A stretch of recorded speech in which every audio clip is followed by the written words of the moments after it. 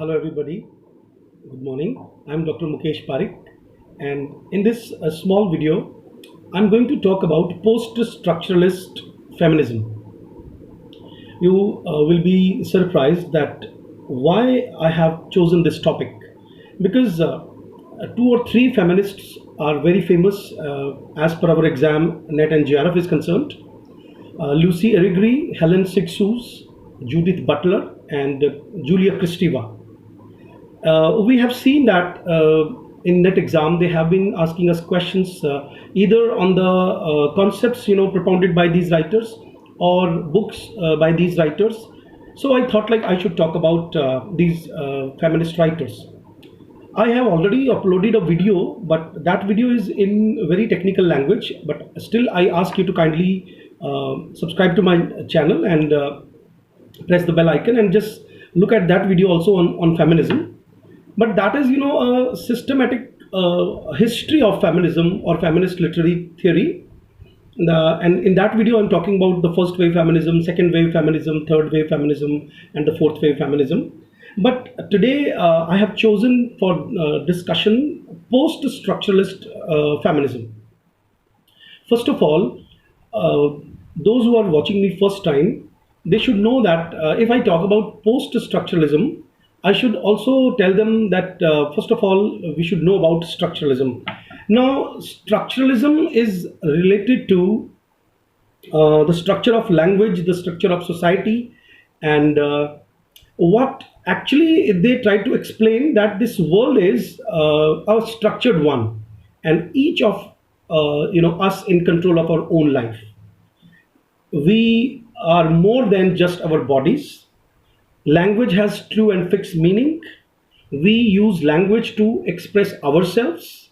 We can control language. Knowledge is truth.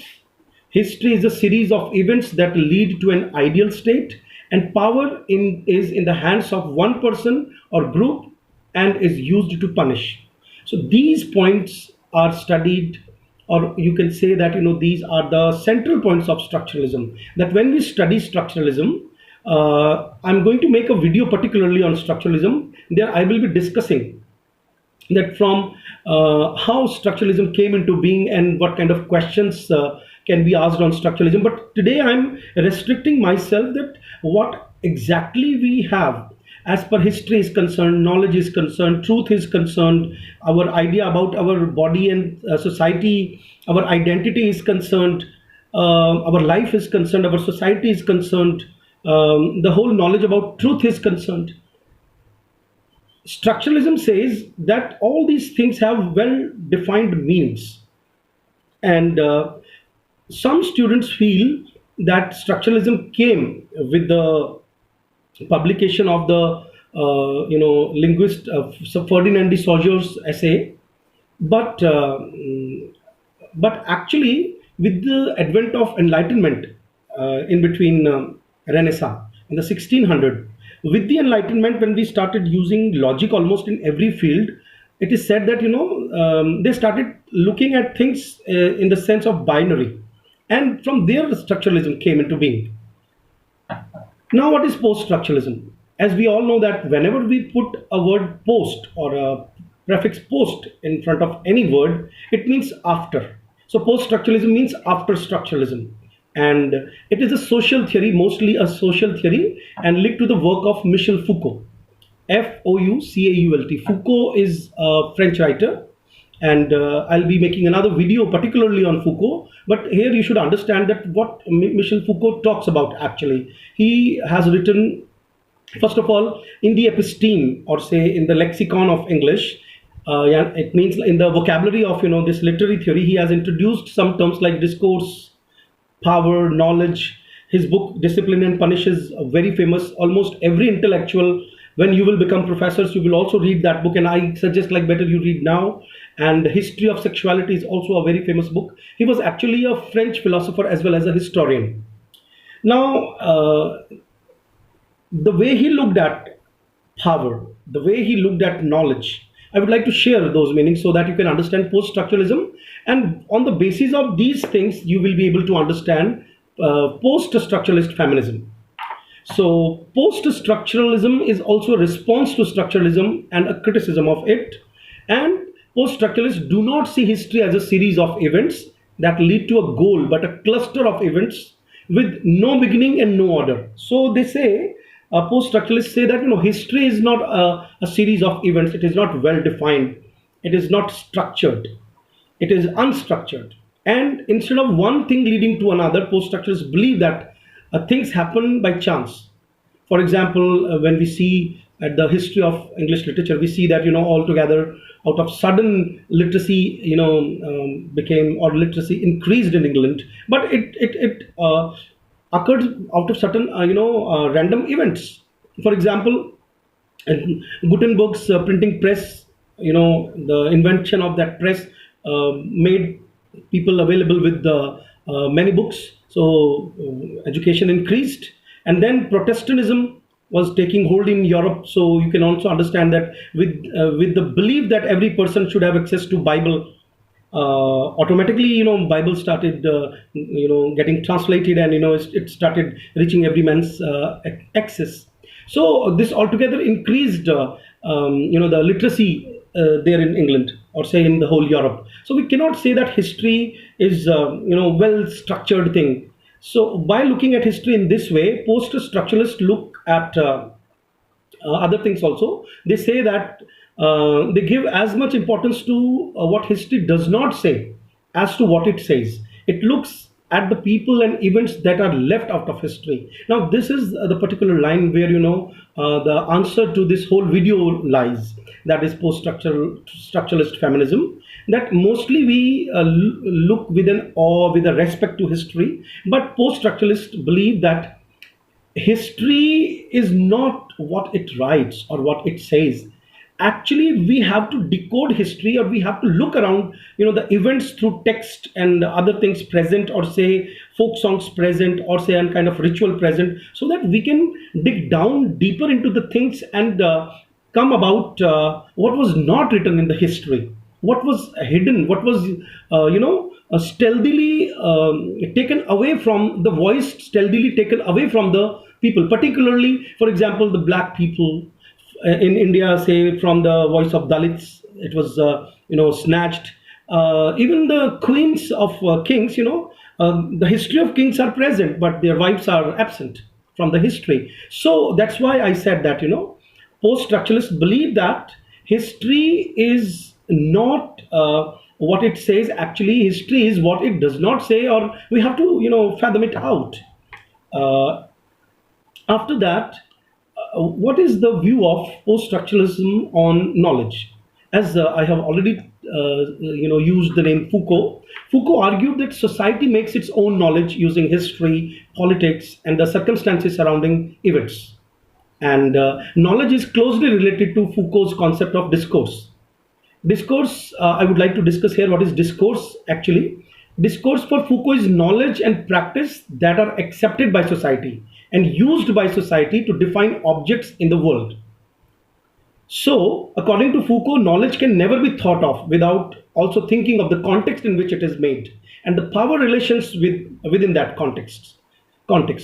So, for example, the knowledge of particular discourse of study can only be thought of in relation to schools. Knowledge and practice build on each other and confirm with each other. Here, I want to say that knowledge, is what we believe, what we are made to believe. So, for example, suppose I say that a boy is more important in a family. So it means, or suppose a woman, who's a mother also, and she herself wants, like, she should have uh, a male child, and she's not satisfied with a girl child. It means her mindset is the knowledge she has regarding boy and girl, or that differentiation has been drilled down into the mind of that woman, either through the insistent, or say continuous reading of Mahabharata and Ramayana, or say other texts, or say her family behavior, or say looking at the movies, the way hero is given importance and the man is not given importance. Those still don't understand this, I would like to say that, just look at, I would like to give you one example, that In Hinduism, let us take this, that Shri Krishna Janmashtami is celebrated with pomp and show, but Radha Ashtami is not celebrated with as pomp and show as Krishna. So that automatically is taught to a girl that she is less important and a boy is more important. So can we say that this knowledge is a factual knowledge, or can we question this knowledge? So post-structuralism says that knowledge can also be questioned, and knowledge as discourse is a system of theories, ideas, and statements about objects in the world that we accept as true. We have taken any scripture true. Muslims have taken their scripture as a truth. Uh, Christians have taken their scriptures as true without being analyzed. These things have been taken as such, word for word. And post-structuralists say, as I told you, that post-structuralism is a social theory. So I'm going to concern myself, with these social practices, but I'm taking religion into consideration, and the formation of gender also into consideration, because these two things come into the gamut of, or into the circle of social things. Apart from that, things are associated with language, because knowledge is imparted with language. So post structuralists say that knowledge comes to us through language, and that is why language should also be restudied. It should be deconstructed. It should be post structuralism also means the deconstruction of the existing things. And so I reread that line, what I have written here, that knowledge as discourse is a system of theories, ideas, statements about objects in the world that we accept as true. We believe these things to be true because the rules and procedures surrounding them lead us to believe it. For example, we believe the information written in textbooks to be true because the way our society has given importance to the written word, the logocentrism. So now let me talk about knowledge is made by society and depends on context. It is changeable, that I already talked. In fact, knowledge can be different for different people at the same time. You cannot question, you cannot argue with the people who are aborigine, or those who are living outside the defined concept of society. You cannot question that their knowledge is bad, or say their knowledge is substandard, and or say English people have more knowledge than we people have. So post structuralism as such is also somewhere looking back to kind of post colonialism.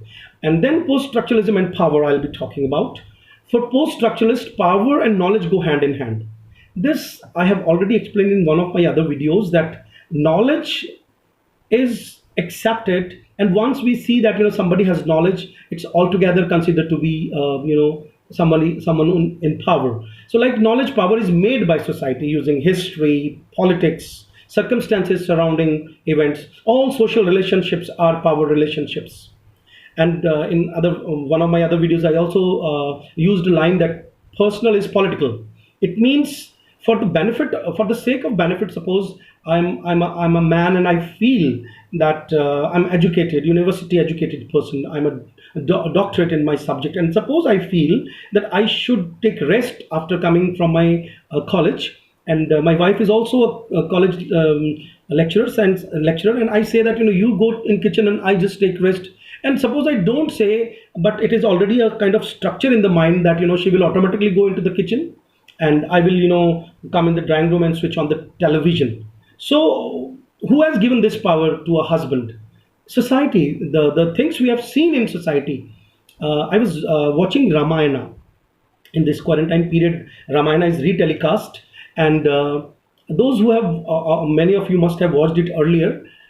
I don't doubt it, because I am a great devotee of Lord Krishna and Rama. But for the sake of knowledge and decoding and deconstructing the received knowledge, I would like to give you one example, that Sita is shown like when Rama gets down of his asan, she spreads her pallu, and then he puts her feet on the pallu.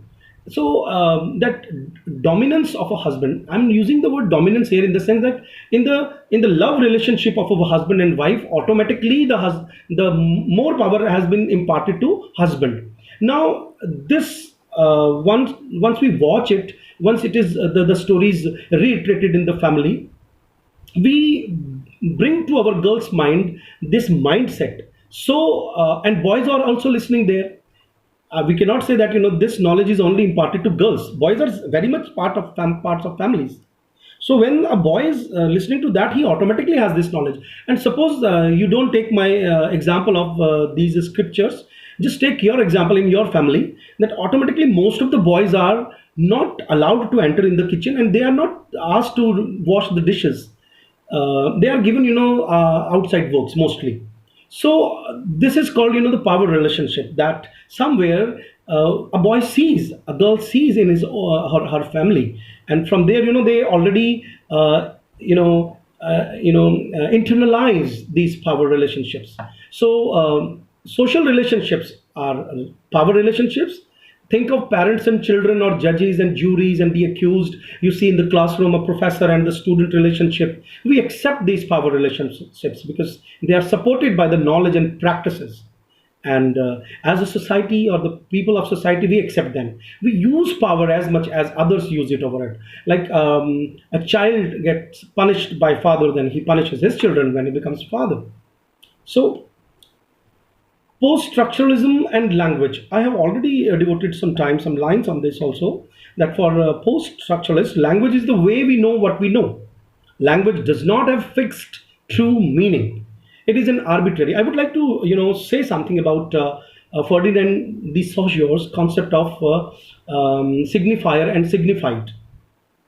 He says that suppose a word is there, that word is a sign, a combination of two three signs which are accepted. For example, I say cat, the cat creates an image in our mind. So there is that relationship between cat, the word, and the image it creates. That relationship is a structured one, and it is called language. But then comes Derrida, and he says, then he picks up a particular word in the definition as what Ferdinand de Saussure uses. Saussure says that there is an arbitrary relationship between a signifier and signified. So Derrida picks up that word arbitrary, which means not fixed, and he then explains his theory. And from there, the concept of deconstructionism or post-structuralism starts. They say that language is not able enough to show the reality. There are other realities also. Uh, so as I'm not ready to dwell on this topic much, I'll be making another video for Saussure and structuralism, signifier, signified, lang, parole, syntagmatic, and paradigmatic. So I'll be limiting myself to the concept of language. Language does not have fixed true meaning. It is an arbitrary relationship between signifier and the signified. So language gives meaning to what is going on around us, including how we see ourselves, how we see the world, and how we live our lives. That we keep telling people, like and suppose it is taught to me that it is cat, then I will be calling cat. That's it. Structuralists say this, but post-structuralists say that no. How can you say that this is cat? Because suppose I say in Marwadi we say minki. Cat has a word minki. So suppose I use the word minki to a European, he will not be able to understand. It means it is socially based, the meaning of a language. And then what about the identity? Post structuralists say about the self that they consider self a subject. Instead of considering us individuals, post structuralists refer to each other as subject. They believe that each of us is a product of society. The way I look at my sexuality, the way I look at my dress, the way I look at the choice of my color is all decided by society. If I go away from this, there will be a question mark on me. So it means subjectivity is also a product of society, and that we are forever changing depending on our circumstances and surrounding. For example, you can find in a nuclear family a husband doing dishes in the kitchen, and nobody will be questioning him. So automatically, that the powerful relationship of a husband and wife sometimes gets changed. And must have seen single fathers, single mothers around us. So what I'm talking about, that role changing is taking place, and the concept of identity and self is also put into question. Post structuralists call our sense of self subjectivity, and I told you that subjectivity includes our thoughts, our memories, our dreams, our emotions. This subjectivity comes mostly from our circumstances, surroundings, and the knowledge and practices we see in society. But in our everyday lives, we see more than one kind of knowledge and more than one way of doing things. So, post structuralists say that even identity is discursive, and it is related to politics, or say the thing of benefit, and it is also not fixed. Identity is not fixed. Now, with this, I directly come after dwelling 20 minutes on the history of all these things. I come on feminist post structuralism. That feminist post structuralism add another layer to post structuralism. As I said, that post structuralists give as much importance to what history does not say as to what it says, that it looks at the people and events that are left out of society. So, feminist post structuralists, what is most left out of history are the lives and experiences of women, and feminist post structuralists, look at that gap, that interstitial sites, those gaps which they want to fill now. And feminist post structuralists argue that history as we know it, the stories of great men and events, leaves out local histories and the voices and the memories of women and people of color like black people. They have also begun to rewrite history, showing how the rule of men and colonialism worked together to silence women and people from all but the Western culture. In this way, they show that what was once thought of as truth, as reality, is today questioned. So, and what is the area of language seen, by the feminist post-structuralist people? As you all know, that post-structuralist language is the way we know what we know. So, feminist post-structuralists argue that because of a long period of time during which words do describe women, girls, and their experiences were hidden or included in words like he and man, and women's voices lost. I would like to remind you one essay by Alien Showalter towards a feminist poetics.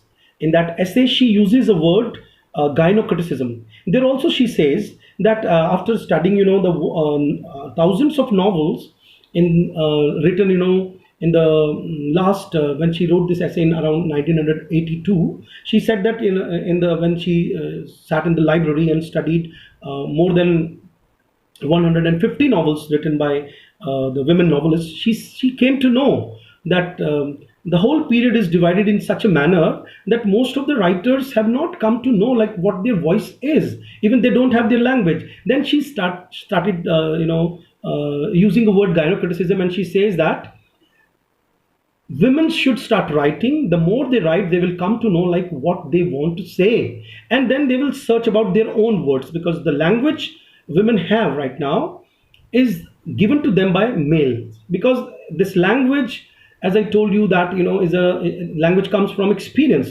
and it is only the experience of the males or the patriarchy.